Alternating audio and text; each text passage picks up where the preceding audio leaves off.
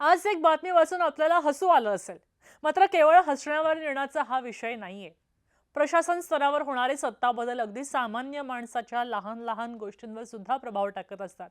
आता राष्ट्रवादी काँग्रेस एनडीए सोबत जाणार अशा चर्चा सुरू झाल्या आणि रोहित पवारांनी लगेचच असं काहीही होणार नाही असं स्पष्टीकरण सुद्धा दिलं.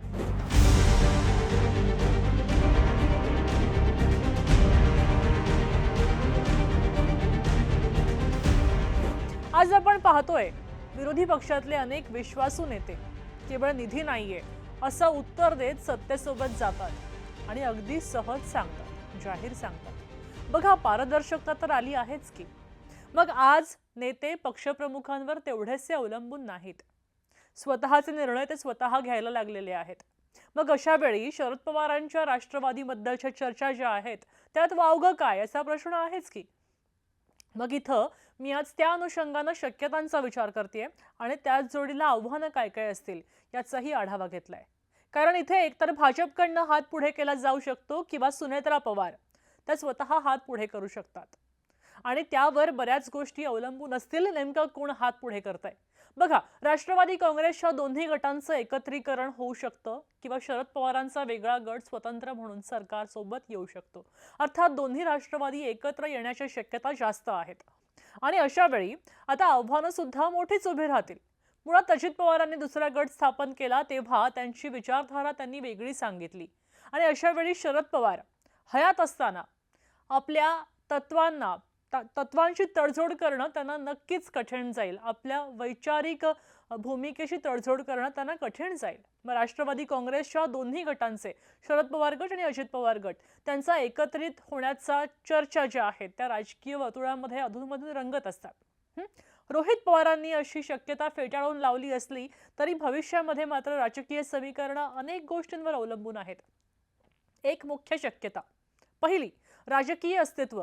बघा, जर आगामी निवडणुकांमध्ये दोन्ही गटांना त्यांच्या विद्यमान मित्रपक्षांकडून अपेक्षित जागा मिळाल्या नाहीत किंवा राजकीय महत्त्व त्यांचं कमी झालं तर आपलं अस्तित्व टिकवण्यासाठी हे दोन्ही गट एकत्र येण्याचा विचार करू शकतात.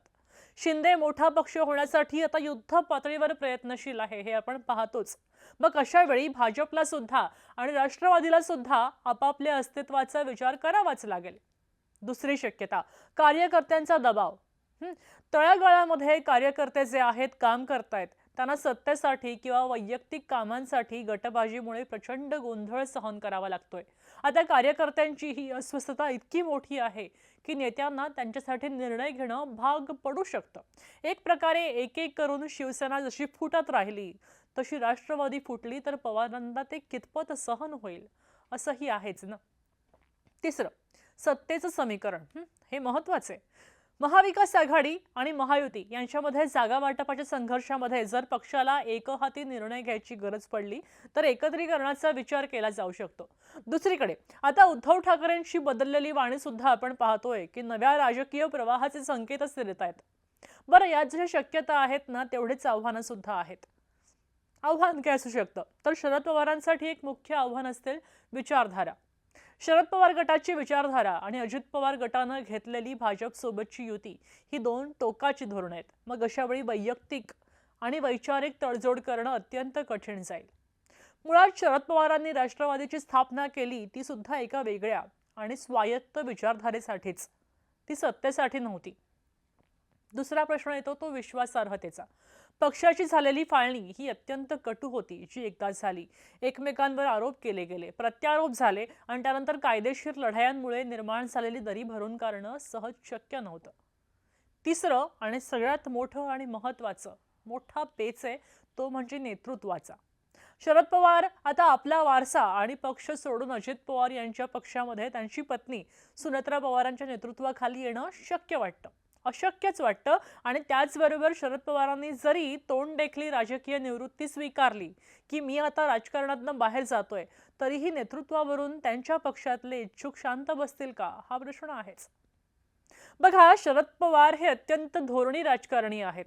त्यांनी आतापर्यंत आपला राजकीय प्रवास हा सत्तेपेक्षा विचारांना महत्त्व देऊन केलेला आहे आणि त्यामुळे आता या प्रश्नचिन्हावर भाष्य करणं धाडसीपणाचं होईल. मग आता या परिस्थितीमध्ये निष्कर्ष काय निघतो तर सध्याची परिस्थिती पाहता दोन्ही गट एकत्र येणं ही केवळ एक अटकळ आहे. अजित पवार गटाने सत्तेच्या राजकारणामध्ये जे स्थान आतापर्यंत मिळवलंय ते सोडणं त्यांच्यासाठी नक्कीच आव्हानात्मक आहे. तर दुसरीकडे शरद पवार हे आपल्या मूळ विचारधारेवर आजही ठाम आहेत आणि त्यामुळे जोपर्यंत महाराष्ट्राच्या राजकारणामध्ये अत्यंत नाट्यमय बदल घडत नाहीत किंवा दोन्ही गटांना त्यांच्या अस्तित्वासाठी पुनर्भेटीची अनिवार्य गरज भासत नाही, तोपर्यंत एकत्रीकरण केवळ कागदावर किंवा चर्चेतच मर्यादित राहू शकेल अशी शक्यता जास्त आहे. मात्र सध्याचे वारे या युतीसाठी सकारात्मक दिसतायत. तुम्हाला काय वाटतंय?